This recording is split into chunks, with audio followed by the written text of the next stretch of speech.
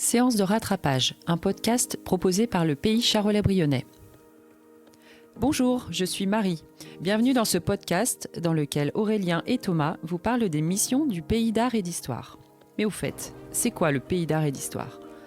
Labellisé depuis 2007, le Charolais-Brionnais sensibilise les habitants, les visiteurs et le jeune public au patrimoine et à la qualité de l'architecture et du cadre de vie. Dans ce podcast, vous saurez comment l'équipe travaille et prépare les animations. On vous parle aussi de l'histoire du Charolais-Brionnais et de son patrimoine. Bonne écoute!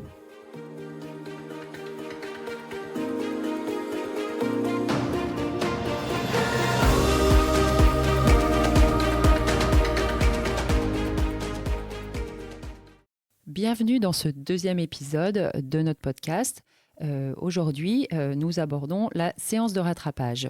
La dernière fois, dans le premier épisode, nous avons parlé des coulisses du patrimoine.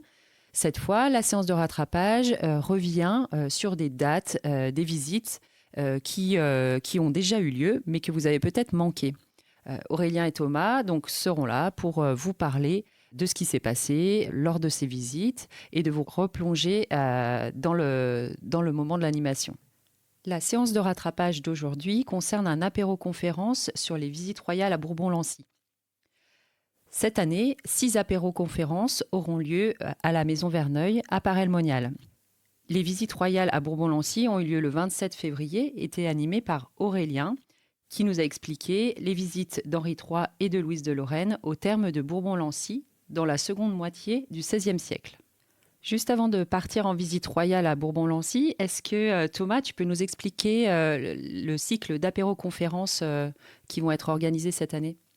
Oui, les apéro-conférences, c'est des conférences qu'on a mis en place pour parler de sujets historiques toujours en lien avec notre territoire. Et pour un moment un petit peu plus agréable, un petit peu plus convivial, on a décidé de les organiser à la Maison Verneuil, qui est un bar-restaurant à Paray-le-Monial. Et donc on peut, en même temps qu'on écoute le conférencier parler d'histoire, boire un verre, manger un petit peu de charcuterie, et ça donne toujours lieu à des moments plutôt sympas. Et cette année, on en aura donc, comme tu l'as dit Marie, 6 qui seront répartis tout au long de l'année. On a à peu près une conférence tous les 2 mois. Donc la première était en février, la suivante sera en avril, et ainsi de suite tout au long de l'année. Très bien. Alors, à vos agendas, on peut retrouver l'information sur les dates des apéro-conférences sur un flyer qui a été fait, et également sur le site internet du Pays Charolais-Brionnais. Et dans tous les offices de tourisme partenaires. C'est parti pour Bourbon-Lancy. Alors, Aurélien, on voulait savoir, est-ce une habitude pour les souverains de se rendre dans les thermes, et notamment ceux de Bourbon-Lancy, justement ? Peut-être qu'avant de répondre à la question, je vais replacer, puisque en introduction, tu as dit que donc, ces séjours ont eu lieu pendant le règne d'Henri III et Louise de Lorraine.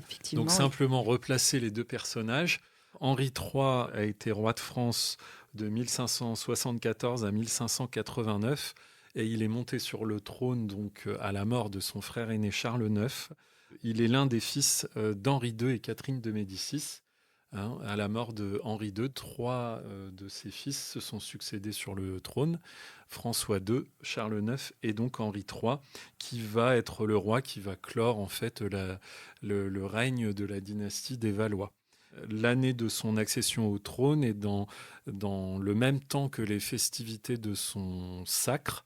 Il va épouser donc Louise, qui est une princesse de la maison de Lorraine, issue de la famille qui régnait sur le duché de Lorraine, qui à l'époque était un État souverain, un État indépendant qui n'appartenait pas encore au territoire français. Voilà, donc ce sont ces deux souverains, Henri III et son épouse, qui vont venir à Bourbon-Lancy. Alors pour répondre plus précisément à la question, je dirais qu'avant la Révolution, effectivement, on a quand même régulièrement des sources qui évoquent des séjours de souverains dans des stations thermales, mais plutôt, on va dire, de manière ponctuelle ou vraiment dans le but de solutionner un problème de santé. C'était au terme de Bourbon-Lancy ou ailleurs en France ? Alors non, il y a plusieurs stations thermales en France qui ont pu accueillir des séjours de souverains ou on va dire même de membres de l'aristocratie. pas seulement Bourbon-Lancy. Mais Bourbon-Lancy a soulevé un certain intérêt pendant la période moderne, on va dire, de la fin du XVIe siècle jusqu'au début du XVIIIe siècle. Voilà, la ville de Bourbon a accueilli un certain nombre de personnages de haut rang qui venaient dans cette ville pour prendre les eaux. Mais en fait, on peut dire que vraiment la mode du séjour dans les établissements, dans les villes thermales, c'est surtout au XIXe siècle. Et puis, à cette époque-là, au XIXe siècle, le séjour thermal, c'est pas seulement pour prendre les eaux, c'est aussi parce qu'il y a toute une vie mondaine, des séjours de villégiature qui s'organisent dans les villes thermales comme Vichy. Voilà, pour répondre rapidement à la question. Et pour quelles raisons les souverains se rendaient dans les thermes ? Alors, en ce qui concerne en tout cas Henri III et Louise de Lorraine, donc ils viennent à Bourbon-Lancy 4 années de leur règne, en 1580, 1582, 1583 et 1586. Donc ce sont 4 séjours qui se déroulent à peu près à la même période de l'année, souvent août-septembre. Parfois ça a commencé un peu plus tôt en juillet. Et puis la première année en 1580, pour la reine en tout cas, ça se poursuit jusqu'à la mi-novembre. Alors, il venait, en tout cas pour ce couple, plus spécifiquement pour régler un problème de stérilité, puisque donc il n'arrivait pas à concevoir un héritier pour le trône, et donc les séjours dans les villes thermales et le fait de se baigner dans les eaux thermales et de boire l'eau thermale faisait partie des traitements qui étaient choisis pour essayer de soigner ces problèmes de stérilité. Et tu nous as parlé donc d'autres villes thermales et je me demande du coup qu'est-ce qui faisait la spécificité des thermes de Bourbon-Lancy au XVIe siècle. On ignore les raisons spécifiques qui ont poussé Henri III et Louise de Lorraine à favoriser cette station. Dans certains ouvrages, on nous évoque un séjour de Catherine de Médicis en 1542, donc la mère d'Henri III. On sait qu'avec son époux, ils ont mis aussi de nombreuses années avant de réussir à concevoir un héritier. Et donc, on a certaines sources bibliographiques qui évoquent un séjour de Catherine de Médicis à Bourbon-Lancy qui aurait peut-être aidé à ce que finalement le couple royal parvienne à avoir des enfants. Donc, est-ce que c'est suite à l'expérience réussie de Catherine de Médicis qu'Henri III et Louise de Lorraine décident de venir à Bourbon-Lancy ? C'est possible. Le problème, c'est qu'il n'y a aucune source réellement historique qui confirme un séjour de Catherine de Médicis à Bourbon-Lancy. Donc, est-ce que c'est plutôt une tradition orale qui se serait transmise ensuite et qui aurait été reprise à partir du XIXe siècle dans de nombreux ouvrages ? On ne sait pas. Quoi qu'il en soit, les eaux de Bourbon bénéficiaient d'une certaine réputation qui fait que le roi et la reine ont choisi de s'y rendre. Un autre facteur potentiel qui explique le choix de Bourbon-Lancy, c'est que la baronnie, Bourbon-Lancy était le siège d'une baronnie et que cette baronnie avait intégré le domaine, les possessions de la couronne, le domaine royal, en 1527, donc à l'époque du règne d'Henri III et de Louise de Lorraine, on était en terre royale, donc le roi était chez lui, donc peut-être que aussi c'était une manière, une facilité d'organisation de ces séjours. Il y a des aménagements spéciaux qui ont été faits par les monarques à Bourbon-Lancy ? Alors, quand Henri III et Louise de Lorraine arrivent à Bourbon-Lancy, l'établissement thermal est en très mauvais état. Je peux vous citer rapidement un petit extrait d'une source qui dit que à l'époque, l'établissement thermal n'était plus qu'une retraite de nombreuses quantités de serpents et autres insectes dans les creux de sa superbe architecture. Alors, il faut savoir que le quartier thermal à Bourbon-Lancy, il est traversé par un ruisseau, le ruisseau du Borne, qui jusqu'à très récemment était capable de crues très importantes. Qui, du coup, pouvaient endommager les bâtiments aménagés dans le quartier. Donc, il se peut que, à la fin du XVIe siècle, suite à différentes crues du ruisseau du Borne, et puis le temps aidant, l'établissement était en mauvais état. J'ai peut-être mal écouté ce que tu disais, mais il date de quand cet établissement ? Oui, j'allais y venir, ouais, c'est une très bonne question. Effectivement, la spécificité aussi de l'établissement thermal de Bourbon-Lancy à la fin du XVIe siècle, c'est qu'il est très ancien, puisque en fait, ce sont les thermes gallo-romains qui sont encore existants. Ils sont en mauvais état, comme je l'ai dit, mais ils sont encore existants. Et donc, c'est bien les thermes gallo-romains que découvrent Henri III et Louise de Lorraine. Alors, en fait, il ne les découvre pas en ruine, puisque préalablement au séjour du roi et de la reine, le roi envoie son contrôleur des bâtiments et son premier architecte, Baptiste Androuet du Cerceau, qui vont remettre en état l'établissement thermal. Donc, ils vont tout simplement dégager les bâtiments gallo-romains et essayer de les réparer, de les restaurer. Et puis, ils vont ajouter aussi quelques constructions complémentaires. Alors, ils vont principalement dégager les puits de captage des eaux thermales et en remettre certains en fonction. Ils vont remettre en état également les canalisations qui permettent d'acheminer l'eau thermale jusque dans les piscines. Et ils vont notamment restaurer le grand bain, c'est-à-dire la piscine principale de l'établissement gallo-romain, qui était une vaste piscine circulaire. Et donc, ils vont la remettre en état. Ils vont également, donc, comme je l'ai dit, faire des constructions complémentaires. Contre le grand bain, ils vont construire un petit bâtiment composé de 2 pièces qui était destiné à accueillir des lits de repos pour que les baigneurs, une fois avoir pris les eaux thermales, puissent se reposer quelque temps. Et puis, ils vont aussi construire un nouveau puits de captage des sources qui va être baptisé Source de la Reine, en référence, comme c'est dit dans les sources, aux libéralités de Louise de Lorraine, c'est-à-dire en fait donc au financement qui a été apporté par la couronne pour restaurer cet établissement. Pour reparler du roi et de la reine, tu nous as dit que ce qui les menait à Bourbon-Lancy, c'était l'infertilité dont souffrait le couple royal, ce qui pose un vrai problème dans un système monarchique. Est-ce que tu peux nous en dire un petit peu plus à ce sujet? Alors oui, effectivement, c'était un gros problème, l'absence d'héritiers directs, on va dire, parce qu'évidemment, il y avait quand même des héritiers indirects. Alors, en l'absence d'un enfant, c'était d'abord le plus jeune frère d'Henri III, le quatrième de la fratrie, qui était l'héritier du trône.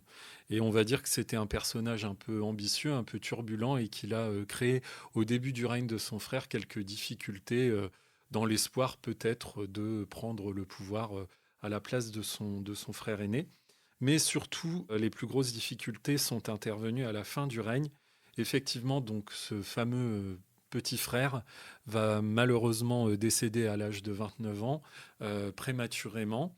Et ce qui fait que à la mort du jeune frère, le nouvel héritier du trône, c'est le plus proche cousin en lignée masculine d'Henri III, qui est le roi de Navarre, le futur Henri IV, et qui est de confession protestante. Donc je vous rappelle qu'on est dans une période très troublée de l'histoire de France, où donc on a d'un côté le parti catholique et de l'autre le parti protestant qui se font la guerre assez régulièrement. Donc évidemment, là, le parti catholique, de voir que potentiellement un prince protestant pourrait monter sur le trône de France, ça leur convient moyennement, même pas du tout, on va dire. Et donc, du coup, évidemment, on a une nouvelle guerre de religion qui va se déclarer, donc la dernière phase des guerres de religion, et qui va amener énormément de troubles pendant la fin du règne d'Henri III. Pour le roi et la reine, ça implique aussi tout un tas de pratiques pendant leur règne. Donc on a déjà parlé des séjours dans les villes thermales.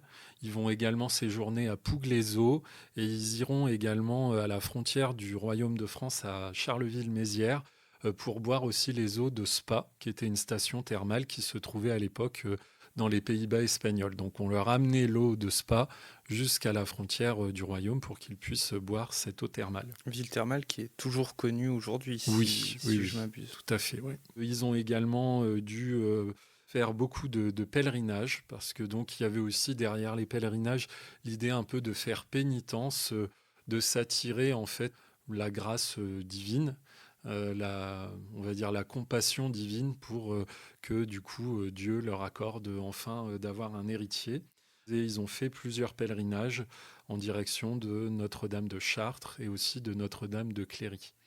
Voilà. Et puis enfin, il a fallu pendant tout le règne aussi qu'il démontre, notamment à la cour, qui était quand même un peu un nid de vipères, hein, c'était un peu le tribunal des apparences, et il a fallu donc aussi qu'ils démontrent pendant tout leur règne, malgré tout, qu'ils étaient en bonne santé, qu'ils avaient la maîtrise de leur corps et qu'ils étaient donc tout à fait en mesure de donner un héritier à la couronne. Quand je dis ça, ça passe par notamment se mettre en scène dans les fêtes de cour. Et en ce qui concerne Louise de Lorraine, on connaît notamment sa participation à un spectacle qui a marqué ses contemporains, qui était le bal comique de la reine, qui a eu lieu le 15 octobre 1581, mis en scène par Balthazar de Beaujoyeux, à l'occasion du mariage de la sœur de la reine, Marguerite de Lorraine, avec le duc de Joyeuse, qui était un des favoris du roi Henri III, enfin un de ses proches conseillers. Donc voilà, la stérilité du couple royal, ça leur implique au quotidien tout un tas de contraintes, de comportements qu'ils doivent adopter, et puis ça entraîne des complications politiques très graves dans le royaume. Et malheureusement, les autres Bourbon-Lancy n'auront aucun effet sur la stérilité du couple royal, qui restera stérile jusqu'à l'assassinat d'Henri III, donc en 1589, par un moine catholique fanatique. On imagine bien l'honneur que représentent des visites royales comme ça pour la ville de Bourbon-Lancy et plus particulièrement pour les thermes. Mais est-ce qu'on sait au-delà de ça si ces séjours royaux ont apporté quelque chose à la ville? Alors, ce serait beaucoup dire qu'aujourd'hui, quand on se balade à Bourbon-Lancy, on a encore une trace de ce qu'ont apporté ces séjours royaux. Alors, à l'époque, quand les séjours ont lieu, ça a sans doute un impact fort pour la ville, à la fois un coût, puisque donc la ville se doit d'accueillir les souverains, donc d'organiser des cérémonies à l'arrivée des souverains, de leur offrir des cadeaux, etc. Et puis de subvenir aux besoins des souverains pendant leur séjour. Et puis donc ce qu'il faut savoir, c'est que le roi et la reine ne se déplacent pas seuls, hein. Il y a certainement plusieurs dizaines, voire peut-être centaines de courtisans qui les suivent. Donc voilà, il faut organiser le séjour de tout ce petit monde. Et dans une petite commune qui est à Oui, l'époque Bourbon-Lancy, il y a assez de place pour loger tout le monde? alors ça, la question du logement, ça a dû être sans doute un casse-tête. À Bourg-Montlancy, c'était le siège d'une seigneurie, comme je l'ai dit, d'une baronnie, donc il y avait un château dans lequel probablement le roi et la reine et une partie de leur suite devaient loger. Pour les autres, ils avaient pour objectif de trouver un logement en ville, donc soit chez l'habitant, soit dans des bâtiments qui étaient déjà plus ou moins destinés à accueillir des hôtes, hein, l'ancêtre du gîte ou de la chambre d'hôte.